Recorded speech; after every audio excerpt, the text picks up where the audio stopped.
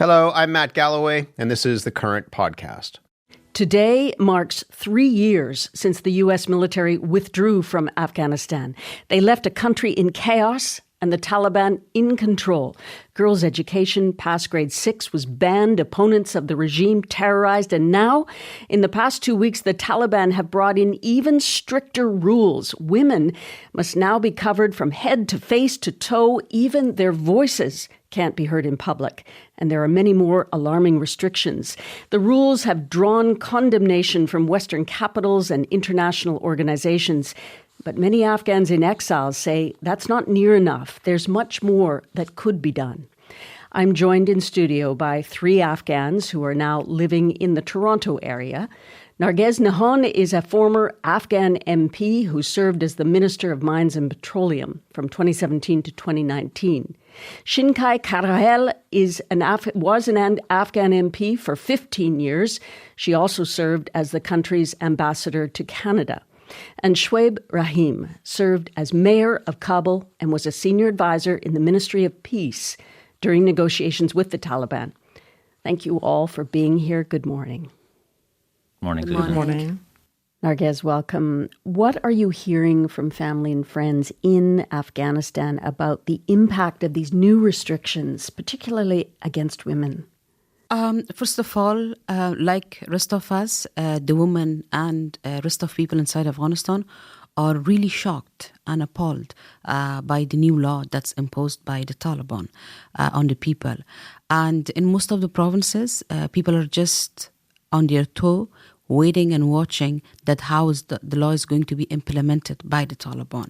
However, there are several provinces that we talk to women where actually the Ministry of Virtue and Vice has already started printing different posters. And they sent me the picture of one of the posters where actually they had compared a woman who's wearing tight clothes and thin clothes and not properly covering her head and face with an animal. So according to them, if you're not following the law, basically you're, beside being less than a human, that always they see the woman, they even think that women are worse than animal if they don't follow the law. Shinkai, I think it's important for us to add a little detail about what we know about these new laws against women. Veiling themselves, wearing full ankle-to-head clothing, but there are other things, their voice. Well, actually, it was like, Mr. Han said, it was like a big shock because even Taliban from the beginning, they were practicing such an attitude towards women. But, by having this, the first written law by Taliban gave like a full authority to the morality police so they can pursue a legal case against women and they also can put them in prison for violating this law. And covering the entire body, including not to raise your voice publicly, it means systematically they could erase women from public life. When I was in Afghanistan last in 2021 after the Taliban took over, Shoaib, they said at the time, these are temporary. The banning of secondary school, it's temporary till we get some laws, conformity. It hasn't been temporary. Well, we got the laws. So now we know what they meant. I'd like to read the actual words of the law, Article 13 out of the 35 articles, because I think it'll help the listeners and viewers understand the gravity of the situation. So Article 13, which is regarding the female hijab, has 8 clauses. I'm just going to quote 3-4 of them.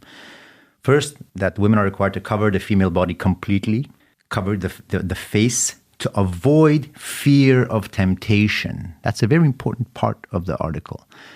The justification for this is because men might be tempted. Therefore, you must cover yourself. The female voice is considered aura, a source of humiliation and disgrace. That's the definition of aura. Singing loudly, poems, and reading in general is forbidden. Finally, when a woman must leave the home for essential needs, like surviving, for example, she must cover her body, face, and voice. I would urge anybody interested to look at Articles 13, 14, and 17 to really understand the level of despair that is continuously set upon the population, particularly the women. I spoke to a relative of mine this very morning in preparation for our conversation today. And I just asked him, so how do you feel? He said, for the first time, despite all the hardships, I'm considering leaving because of my daughters. They will go mental. They cannot survive this. They have become suicidal. If they can leave.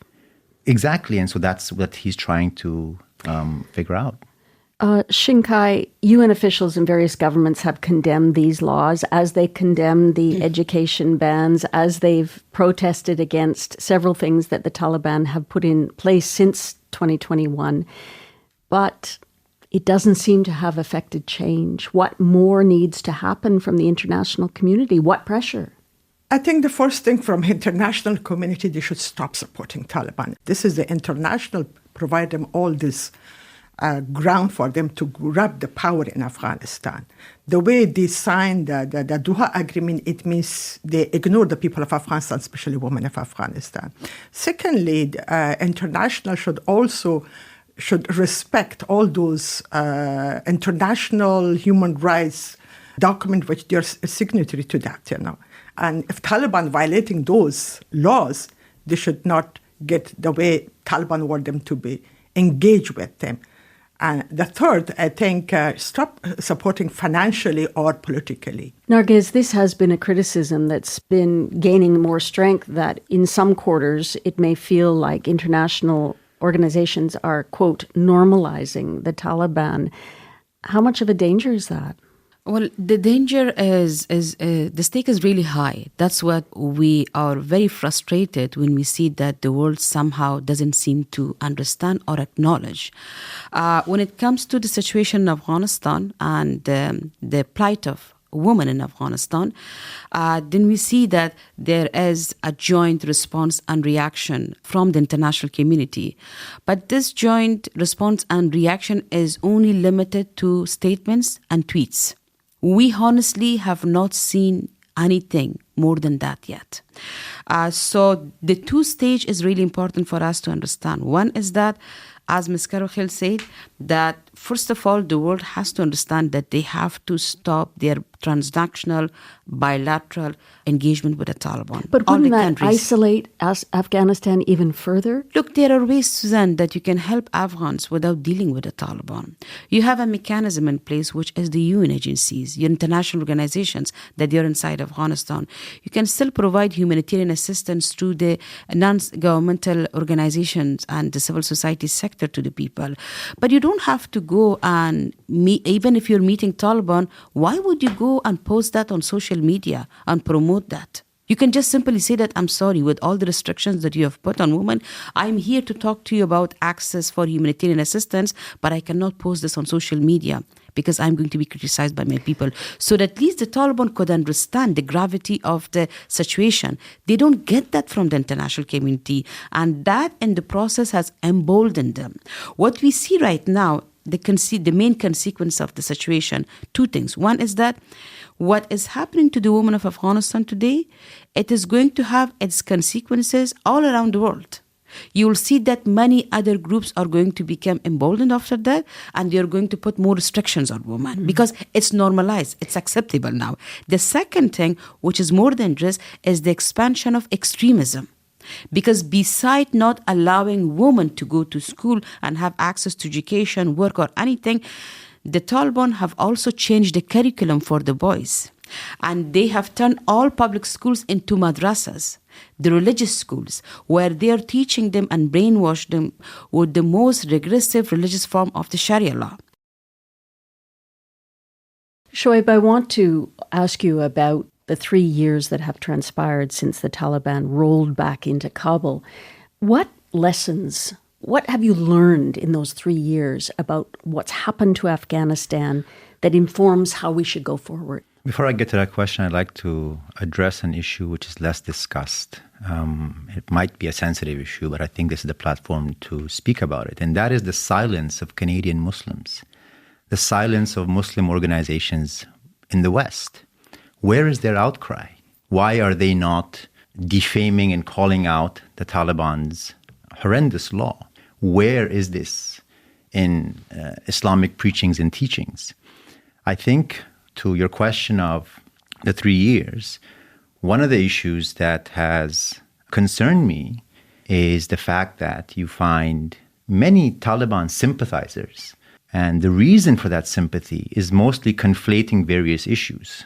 For example, you may stand anywhere in the spectrum on the Israel-Gaza issue. Regardless of where you stand on that issue, you need to condemn the Taliban treatment of women in Afghanistan.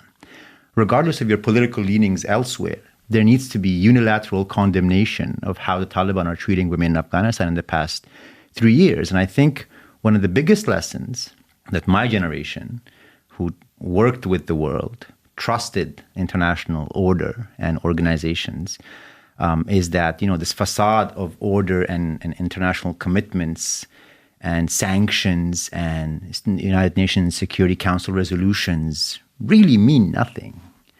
Those who are in the corridors of power can choose to do whatever it is they want to do. Shinkai, what kind of support do opposition leaders in exile need to continue pressuring change for Afghanistan? Well, I think first, we Afghans should come together and accept each other. The way we are struggling, the way we are scattered, the way we are pursuing different agenda might not be the priority. First, we should come together and decide what's the real priority for us at the moment. But having this platform is very much important to be provided by international. So far, all those political movements are not allowed to have like a big gathering in any countries. It is the visa restriction, it's the gathering, the resources, the political support as well. So you're not able to have a summit, for example, or something Exactly. like that? We are not allowed even. None of those countries, the political year allow us to conduct such a summit or a platform come together, so like a hosting. So accepting each other, working with each other, and set our priority, that's the most important. And what would be that priority? The priority at the moment, we need intra-Afghan dialogue among ourselves first to come to that political consensus and then sit with the Taliban. International should support us because what Taliban signed in the agreement or a Doha agreement, how they can ignore that? And remind us, what particularly are they ignoring? Because it was written in that Doha agreement that Afghans should decide the future political system in Afghanistan, like the interim government or whatever. That didn't happen. So just they come and grab the power and whatever they want, they're doing. And international, especially America, is also silent about that. Narges, what is the danger if you aren't able to mount more pressure against the Taliban, in particular to respect human rights? Look, Suzanne, the international community has to decide in the bigger picture what exactly do they want, what kind of order they want to pursue for the world moving forward. If we would like to stand and work for the expansion of democracy, openness, equality, justice, then the path that we have adopted for Afghanistan and many other countries is not the right path. And we have to understand that today the world is connected. So 3 things which are important for us moving ahead. One is that we have to stop normalization of Taliban, and the values of democracy, justice, equality should be really universal. It should not be selective for some country and should be dropped for some other countries. And then moving forward for us, as Ms. Karukhil said, it's really important that we invest and not invest, but actually support the struggle of the Afghans in the last 3 years. The last 3 years proved to us very well that many of the groups and many of the leaders that the world were investing in Afghanistan actually have no role, no influence, and no interest in the situation in Afghanistan anymore. They were just there as rentiers to implement projects. But you have different groups that they have come today under spotlight and they are resisting. So you have women of Afghanistan today that they are resilient, they're resisting inside and outside Afghanistan, and they are demonstrating a very different leadership. Let me give you the example of that leadership, Suzanne. Today, beside advocating for the rights of women in Afghanistan, we are also advocating for recognition of gender apartheid as a crime against humanity. Why? The reason that we are advocating for that, we want to make sure that gender apartheid is recognized as a crime in the international law. Because once you have that, then no country, no regime is actually going to be able to come up with the kind of institutionalized and systematic policy that the Taliban has come for suppression of women. I have little time left for such a wide-ranging and important subject, but I want to ask you a personal question, each of you very briefly. You all took advantage of a system that allowed you to get an education, that a generation that was allowed to hold leadership positions inside Afghanistan. As you two women, that wouldn't happen today. How does that make you feel? Well, of course, I feel so bad, worried about the future of Afghanistan. Not only personally, but I think it is globally proved that investing on girls' education will conform and guarantee the development of a country. We want Afghanistan prosperous, independent politically and economically, and progressed Afghanistan. That won't happen without girls' education. So education is a very key element for everything, I think, and globally. Shoaib? I think we have to recognize, particularly for the Canadian audience, that Afghanistan matters. It's one of the largest, if not the largest, Canadian military deployment since World War II. So there are Canadians who served, lost their lives and got injured in Afghanistan. So this is not just some off-topic about some random location around the world. So the question is, so what can I do? A, you can call out Taliban apologists, armchair lobbyists who use fancy words to cover up and justify what the Taliban are doing because they're paid to do so. And trust me, there are far too many of them today, unfortunately. Second, you can support platforms which are trying to educate the men and women, particularly women of Afghanistan, circumventing the Taliban ban, like the American University of Afghanistan, like many civil society organizations, who are constantly fundraising, looking for resources.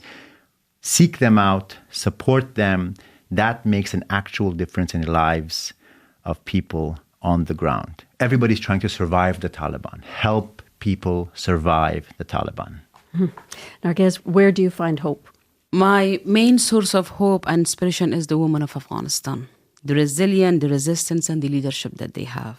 I'm someone that I left my country for the second time. I went to school in Pakistan, in one of the refugee schools. I remember that I was attending classes that they were under 10. When I came back to Afghanistan, my main hope was that we should hand over a better Afghanistan to our young generation, to our women. They should not study under 10 the way that I studied. They should not be struggling about their identity the way that I did, not knowing that one day the schools will be closed for them. It's difficult. But one thing that I'm very confident and clear about, that the future of Afghanistan is going to be changed by women of Afghanistan. It's going to be the women of Afghanistan that this time they're going to free up Afghanistan. Today, the world is not standing with us. Even in some cases, men are not standing with us. Islamic countries are not standing with us. But still, no matter how hard it is, how bumpy the road is, and how difficult it is, the women are going to walk this road, and we are going to prove that for the values that world were preaching, we stood for it, we fought for it, and we restored it, not only in our country, but actually around the globe.